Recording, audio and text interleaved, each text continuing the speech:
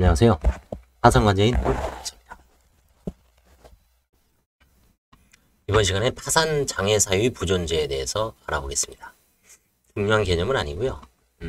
이제 법원에서 판사들이 이제 유의할 사항이고, 변호사, 대리인 입장에서는 혹시 이제 파산과 회생이 경합할 때 회생이 우선이기 때문에 그런 어떤 절차의 어떤 중복성을 피하기 위한 그런 개념으로 알아두시면 됩니다. 살짝 스킵하면서 보겠습니다.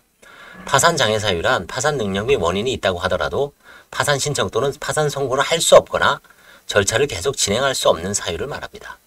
따라서 파산 절차를 진행하기 위해서는 파산 장애 사유가 존재하지 않아야 됩니다.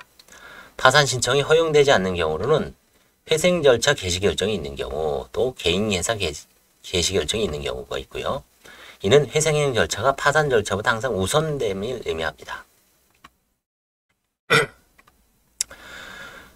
장애 사유가 될 뿐만 아니라 중지 사유가 되는 원인이 되기도 합니다. 나아가 개인회생 절차 개시 결정이 있으면 파산 선고를 할 수 없으므로 장애 사유가 되죠. 두 번째, 개인 혹은 회생 절차 개시 신청 후 파산 절차 신청에 대한 중지 명령이 있는 경우에도 당연히 장애 사유에 해당됩니다. 그 다음에 세 번째, 2인 이상의 채권자가 필요한가? 파산 절차는 다수 채권자의 평등하고 공평한 만족을 목적으로 하기 때문에 2인 이상의 채권자가 필요하다는 견해가 있을 수 있지만 채무자회생법은 다수 채권자의 경합을 파산 선고의 요건으로 규정하고 있지 않고 채권자가 1인이라도 채무자회생법에 따른 파산 절차를 진행하는데 아무런 지장이 없다. 파산 선고가 되면 부인권의 행사에 의해 이익을 받을 수 있고 채권자가 1인인 경우 파산 선고를 할 수 없다면 채무자의 면책 기회를 갖지 못하여 채권자가 다수인 경우와 형평에 맞지 않으며 채권은 분할할 수 있으므로 파산 선고 시점에 채권자가 1인일지라도 선고 후에 다수의 채권자가 존재할 수 있죠. 따라서 파산 선고 시에는 채권자가 다수일 필요 없다. 1인도 가능하답니다. 나아가 파산 선고 시점에서 채권자 수는 신청인의 주장이나 자료에 따라 유동적일 수밖에 없고 채권자가 1인이라도 지급불능인 채무자가 있을 수 있어 파산 청산이 필요하며 제1조는 채무자의 재산을 공정하게 환갑에 해당하는 것을 목적으로 하고 있기 때문에 채권자가 1인인 경우 파산 선고를 거절한다면 그 목적에 반한다는 점에서도 그렇다. 자, 그 다음에 이제 이거 어떨까요? 채권자의 신청권을 제한하는 계약이 있는 경우는 어떤가요? 채권자와 채무자 사이에 채권자가 파산 신청을 하지 않겠다는 취지의 합의를 하였음에도 파산 신청을 한 경우 그 효력을 어떻게 취급하여야 하는가? 채권자가 미리 채무자에 대한 파산 신청권을 포기할 수 있는 것과 관하여 항소권의 포기가 인정되는 것과 마찬가지로 파산 신청권도 포기할 수 있다고 해석되므로 채무자는 이 합의의 존재를 주장하며 파산 신청이 각하를 구할 수 있다고 할 것이다.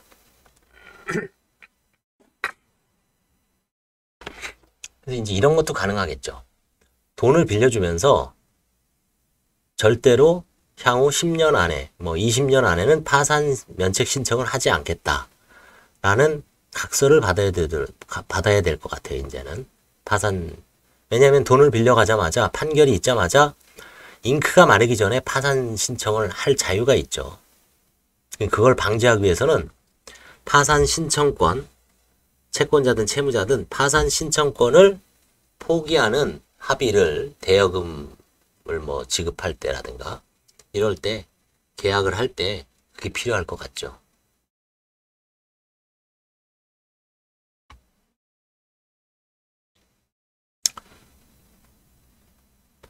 그래서 이제 원칙적으로 채권자의 파산 신청권을 제한하는 계약의 효력을 인정하면서도 예외적으로 충분한 판단 능력을 갖지 않는 채권자에게 약관 등에 따라 일률적으로 신청권을 포기하는 경우에는 공서양수 위반으로 무효로 볼 여지가 있다고 합니다.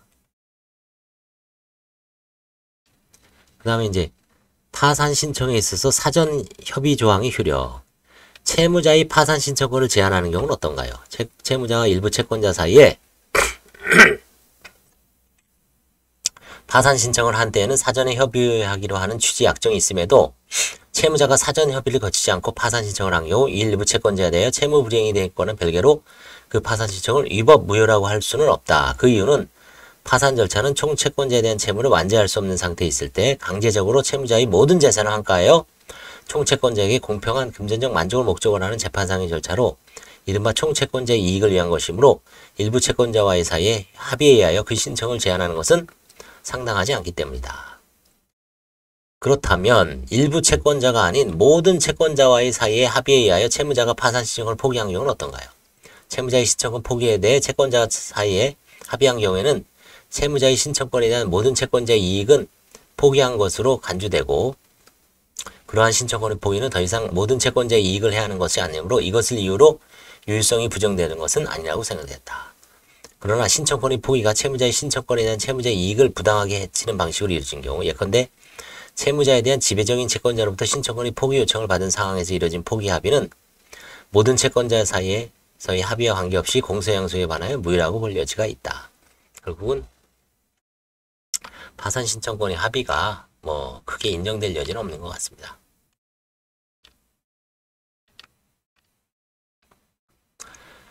파산 선고를 받은 채무자를 위하여 개시한 책임 제한 절차의 폐지 결정인 때는 그 결정이 확정될 때까지 파산 절차는 당연히 정지된다. 그래서 파산 선고를 하는데 장애 사유에 대해서 알아봤습니다. 감사합니다.